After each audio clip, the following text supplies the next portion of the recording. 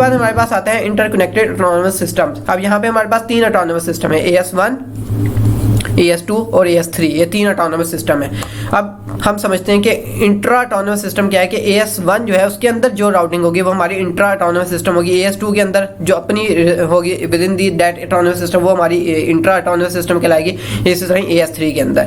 अब हमारे पास इंटर जो होगी वो क्या होगी कि डिफरेंट ऑटोनॉमस सिस्टम की कम्युनिकेशन करवाना, उनके अंदर आपने 2 डिफरेंट ऑटोनॉमस सिस्टम को ज्वाइन करना है और उनके अंदर कम्युनिकेशन करवानी है। तो यहाँ पर हमारे पास AS1 और AS3 के दरमियान रेड कलर एरो में शो किया, और इसी तरह AS1 और AS2 के दरमियान इंटर ऑटोनॉमस सिस्टम राउटिंग कहलाएगी। उसके बाद हमारे पास जो फॉरवर्डिंग टेबल हैं वो configured by intra and inter autonomous system routing algorithms. मतलब ये है कि जो फॉरवर्डिंग टेबल जो बनेगा, जो किसी एक राउटर है उसके ऊपर जो फॉरवर्डिंग टेबल होगा वो दो एल्गोरिथम से बनेगा, इंट्रा राउटिंग एल्गोरिथम और inter autonomous system routing algorithm. For example कि हमारे पास जो इंट्रा एल्गोरिथम है, इंट्रा राउटिंग एल्गोरिथम, वो OSPF है, लेकिन जो inter autonomous system routing algorithm चल रहा है वो BGP है। तो इन दोनों प्रोटोकॉल्स को कंबाइन करके जो हमारा फॉरवर्डिंग टेबल बनेगा, दोनों प्रोटोकॉल्स को, OSPF को भी और BGP को भी। इस तरह ही हम आगे देखते हैं इंट्रा ऑटोनॉमस सिस्टम राउटिंग में क्या होगा कि determine entries for destinations with in autonomous system. मतलब ये कि इंट्रा जो है with in the autonomous system जो है वो क्या करेगा कि एंट्रीज की डेस्टिनेशन को डिफाइन करेगा, with in the autonomous system होगा ये। और इंटर में क्या होगा कि inter autonomous system and intra autonomous system determine entries for external destination. मतलब ये कि अगर आपने किसी आउटसाइड द नेटवर्क आपने किसी डेस्टिनेशन IP या डेस्टिनेशन एड्रेस को आपने कॉन्फ़िगर करना है या आपने उससे कम्युनिकेशन करनी है, तो आपको inter autonomous system routing algorithm की भी जरूरत पड़ेगी और intra autonomous system routing algorithm की भी जरूरत पड़ेगी। उसके बाद हमारे पास आता है inter autonomous system routing, a role in intra domain forwarding. अब ये क्या है कि सपोज राउटर इन AS1, मतलब ये ऑटोनॉमस सिस्टम 1 है, इसके अंदर जो राउटर 1A है, datagram design outside of AS1। अब इसको हम डिस्कस करते हैं कि जो 1A है ये कम्युनिकेशन करना चाहता है किसी दूसरे ऑटोनॉमस सिस्टम के साथ। 1A राउटर जो है, राउटर शुड फॉरवर्ड पैकेट, अच्छा ठीक है, 1A राउटर ने कम्युनिकेशन करनी है आउटसाइड द नेटवर्क, तो वो कैसे करेगा? क्योंकि वो तो जो 1A राउटर है ये जानता है सिर्फ और सिर्फ 1C को, 1D को, 1B को, with in the autonomous system की चीज़ों को जानता है। लेकिन इसने अगर बाहर कम्युनिकेशन करनी है तो इसको किसी ऐसे राउटर की जरूरत पड़ेगी जो इसको कम्युनिकेट करवाए बाहर की तरफ। तो वो कौन सा राउटर हो सकता है? तो कौन सा राउटर होगा वो? तो इसके लिए हमने क्या करना है कि AS1 जो है, inter domain routing must learn which destinations reachable through AS2 which through AS3। मतलब ये कि इसके अंदर जो राउटर्स हैं उन सब को ज़रूर पता होना चाहिए कि अगर उन्होंने AS2 ऑटोनॉमस सिस्टम 2 से कम्युनिकेशन करनी है तो किस राउटर से वो अपनी ट्रैफिक फॉरवर्ड करेंगे। अगर उन्होंने AS3 के साथ कम्युनिकेशन करनी है तो वो किस राउटर के साथ किस राउटर के जरिए अपनी पैकेट्स को फॉरवर्ड करेंगे। इसी तरह propagate this reachability information to all the routers in AS1। तो ये जो इंफॉर्मेशन जो होगी वो सारे राउटर्स, ऑटोनॉमस सिस्टम 1 जो है उसके सारे राउटर्स को हमने प्रोपगेट करनी है। उसके बाद हमारे पास आता है most common intra autonomous system routing protocol, वो है हमारे पास RIP। हमारे पास कुछ intra autonomous system routing protocol हैं जिनके मैं ऑलरेडी नाम भी ले चुका हूँ, उनमें से कुछ के नाम यहाँ पर गिवन है। पहला है RIP, राउटर इंफॉर्मेशन प्रोटोकॉल। ये सबसे पुराना प्रोटोकॉल है और इसके अलावा ये है कि ये 1980s और 90s में, अर्ली 1990s में ये यूज़ होता था, लेकिन आजकल ये नहीं यूज़ होता। ये क्या था? Classic distance vector routing protocol था। हम ऑलरेडी डिस्कस करके आ चुके हैं डिफरेंस बिटवीन लिंक स्टेट और डिस्टेंस वेक्टर राउटिंग प्रोटोकॉल। अब ये जो RIP जो है ये डिस्टेंस वेक्टर राउटिंग प्रोटोकॉल है। DVs एक्सचेंज एवरी 30 सेकेंड्स, मतलब ये कि जो अपडेट है वो हर 30 सेकेंड बाद ये एक्सचेंज होती है। तो ये सबसे बड़ा फेलियर जो RIP प्रोटोकॉल का है वो ये कि ये हर 30 सेकंड बाद अपडेट सेंड करते हैं अपने नेटवर्क में। तो इसका मसला, इसका जो प्रॉब्लम जो है वो यही है कि ये हर 30 सेकंड बाद अपडेट भेजता है, अगर चाहे कोई अपडेट हो या ना हो ये अपडेट सेंड कर देता है। मतलब ये कि अपने राउटिंग टेबल को ये प्रोपोगेट कर देता है विद इन द नेटवर्क। उससे मसला ये होता है कि जो लिंक्स हैं उनकी जो बैंडविड्थ है वो लो हो जाती है। तो ये सबसे बड़ा जो मसला है वो RIP प्रोटोकॉल का वो ये है। उसके बाद ये कि नो लॉन्गर वाइडली यूज, आजकल ये नहीं यूज होता। दूसरा प्रोटोकॉल है वो EIGRP, enhanced interior gateway routing protocol. ये है मॉडिफाइड वर्जन है IGRP का, इंटीरियर गेटवे राउटिंग प्रोटोकॉल का इनहेंस्ड वर्जन है EIGRP, और ये भी डिस्टेंस वेक्टर ही है, डिस्टेंस वेक्टर राउटिंग प्रोटोकॉल है। उसके बाद ये क्या है कि सिस्को प्रोप्राइटरी, सिस्को एक वेंडर है नेटवर्क में एक सिस्को आप कह सकते हैं एक वेंडर है जो कि जिसका प्रोप्राइटरी प्रोटोकॉल EIGRP था, पहले था। ये फॉर्मरली आप देख सकते हैं, फॉर्मरली पहले ये प्रोटोकॉल था, सिस्को का प्रोप्राइटरी फॉर डेकेड्स रहा था, लेकिन उन्होंने 2013 में उसको ओपन सोर्स कर दिया। मतलब ये कि इसकी जितनी भी इसकी जो प्रोग्रामिंग थी वो सारी इन्होंने ओपन सोर्स कर दी थी। उसके बाद जो हमारे पास अगला प्रोटोकॉल आता है वो है OSPF, open shortest path first. ये हमारे पास सबसे कॉमन प्रोटोकॉल जो कि आजकल भी यूज होता है और जो आजकल बहुत ज़्यादा यूज होता है, और ये है हमारे पास link state routing protocol, link state based है।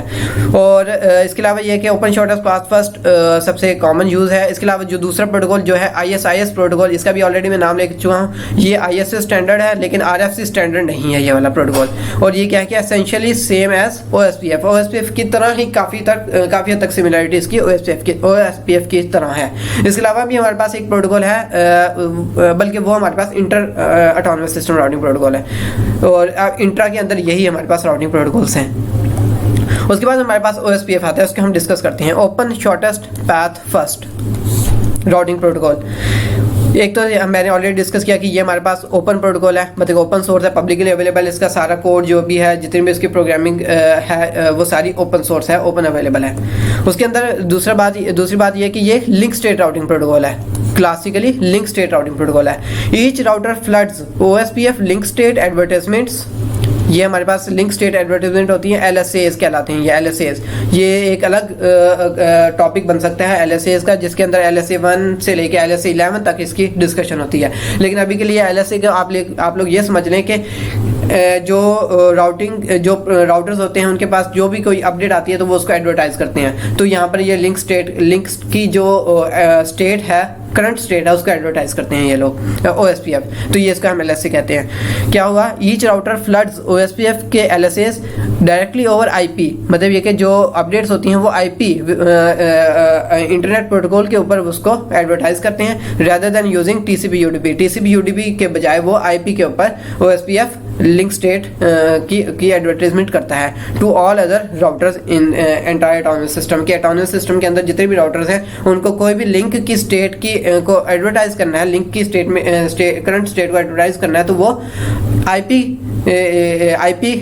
लेयर को यूज करेगा, इंटरनेट प्रोटोकॉल के लेयर को यूज करेगा। दूसरी बात क्या है, multiple link costs matrix possible, bandwidth, delay, ये इसकी मैट्रिक्स है कि जिनकी बेस पे ये राउटिंग करता है। अब यहाँ पे हमारे पास डिफरेंट एट्रीब्यूट्स इसके दिखाए हैं, बैंडविड्थ है, डिले है, इसके अलावा इसमें रिलायबिलिटी है, इनके मैं नाम लिख देता हूँ, लोडिंग है हमारे पास इसमें, और एक और भी है 5 है इसकी MTU, maximum transmission unit MTU, जिसका जो डिफ़ॉल्ट साइज होता है वो होता है 1500 बाइट्स।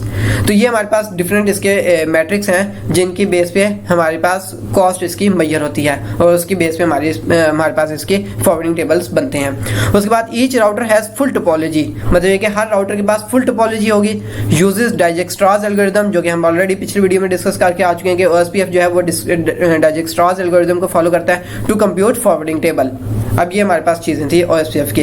उसके बाद ये कि OSPF के अंदर सिक्योरिटी भी इंप्लीमेंट होती है। ऑल OSPF मैसेजेस ऑथेंटिकेटेड, कि जितने भी OSPF मैसेजेस हैं वो पहले ऑथेंटिकेट होते हैं टू प्रिवेंट मलिशियस इंट्रूजन, कि कोई भी बग टाइप का या कोई भी मलिशियस ट्रैफिक OSPF के मैसेजेस के तौर पे ना आए। तो इसके लिए हमारे पास सिक्योरिटी भी इंप्लीमेंट होती है इसमें। उसके बाद हमारे पास आती है हायरार्किकल OSPF। हायरार्किकल OSPF से मुराद क्या है कि 2 लेवल हायरार्की है हमारे पास यहाँ पर, लोकल एरिया और backbone. Number 1 local area, number 2 backbone. उसके बाद क्या है कि लिंक स्टेट एडवर्टाइजमेंट, वही LSAs flooded only in area और बैकबोन। मतलब ये कि एरिया आप लोगों को पता होना चाहिए एरिया क्या है। एरिया होता है हमारे पास कलेक्शन ऑफ राउटर्स और नेटवर्क्स। अब यहाँ पर हमारे पास क्या बता रहे हैं कि जो लिंक की जो स्टेट है वो जो OSPF जो है वो एडवर्टाइज करता है विद इन द एरिया। मतलब ये कि अगर एरिया 1 है यहाँ पर और इसके अंदर OSPF चल रहा है यहाँ पर, तो वो क्या करेगा कि वो सिर्फ और सिर्फ इस एरिया के अंदर जितने भी राउटर्स हैं उनको वो एडवर्टाइज करेगा लिंक की स्टेट को। इस तरह अगर इधर OSPF चल रहा है तो वो सिर्फ और सिर्फ एरिया 2 के अंदर करेगा, अगर इधर चल रहा है तो वो सिर्फ और सिर्फ इस एरिया के अंदर जितने राउटर्स हैं उनको लिंक की स्टेट को, लिंक की करंट स्टेट एडवर्टाइज करेगा उन राउटर्स को। Each node has detailed area topology, मतलब कि जितने भी नोड्स हैं हमारे पास, जितने भी यहाँ पर राउटर्स हैं, उन सब के पास डिटेल्ड एरिया टोपोलॉजी होगी, मतलब ये कि detailed forwarding, full forwarding table होगा। Only knows direction to reach other destination. उसके अंदर क्या इन्फॉर्मेशन होगी कि अगर उन्होंने किसी दूसरे राउटर पे जाना है तो किस इंटरफेस से उनकी ट्रैफिक फॉरवर्ड होगी, तो ये सारी इन्फॉर्मेशन होती है उस टोपोलॉजी टेबल के अंदर। उसके बाद हमारे पास यहाँ पर वही टर्म्स यूज़ किए जो ऑलरेडी मैं डिस्कस करके आ चुका हूँ, वो यहाँ पर इन्होंने बताई है। सबसे पहले हमारे पास है ABR, एरिया बॉर्डर राउटर। अब आप लोगों को पता होना चाहिए क्या करता है काम। इसका काम क्या है कि इसने डिफरेंट एरियाज़ की को कंबाइन करना है और उनके अंदर कम्युनिकेशन करवानी है, और ये हमारा ABR कहलाएगा, एरिया बॉर्डर राउटर। तो इसने क्या करना है कि एरिया 1 और एरिया 2 के दरमियान कम्युनिकेशन करवानी है। अगर हम इसको कह दें कि ये हमारा एरिया 0 है, बैकबोन एरिया, मैंने कहा था बैकबोन एरिया जो है वो हमारे हमेशा हमारा एरिया 0 होता है, तो इस राउटर का क्या काम होगा कि एरिया 0 और एरिया 1 के दरमियान कम्युनिकेशन करवाएगा। तो ये हमारा ABR कहलाया।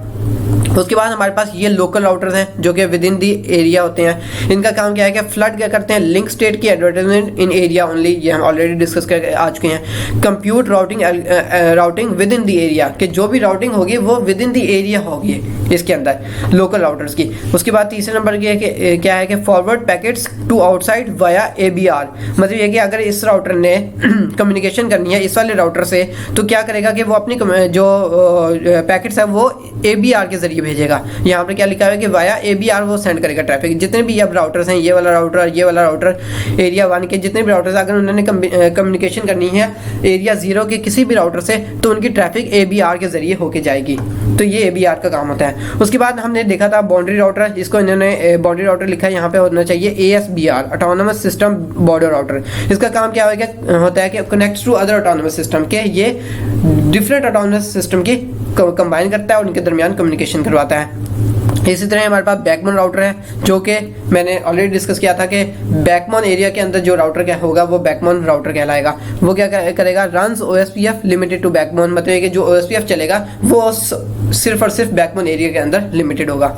तो ये थी हमारे पास जो डिस्कशन थी, ये हमारी थी intra ISP routing protocol OSPF की। अब हम नेक्स्ट वीडियो में डिस्कस करेंगे हमारा अपना इंटर राउटिंग प्रोटोकॉल, जो कि BGP है, बॉर्डर गेटवे राउटिंग प्रोटोकॉल। तो इसका हम नेक्स्ट वीडियो में डिस्कस करेंगे। अभी के लिए मुझे इजाज़त दीजिए। Thank you. अस्सलाम वालेकुम।